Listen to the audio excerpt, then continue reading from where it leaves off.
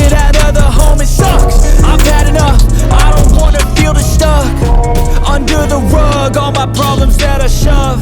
I got nightmares in my head, I fear that the thoughts build up until I can't hear, that my mind fills up into a creature, and it haunts me somewhere much deeper.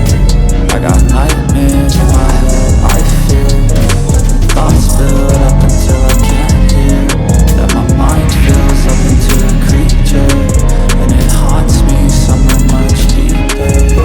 I've been feeling weird, I can't seem to focus good enough. Nothing's really clear, sometimes it could be a little tough. I just need to feel like the end's in sight for me, but let's be really real, anxiety can foggy all this stuff. I've been feeling weird, I can't seem to focus good enough. Nothing's really clear, sometimes it could be a little tough. I just need to feel like the end's in sight for me, but let's be really real, anxiety can foggy all this stuff.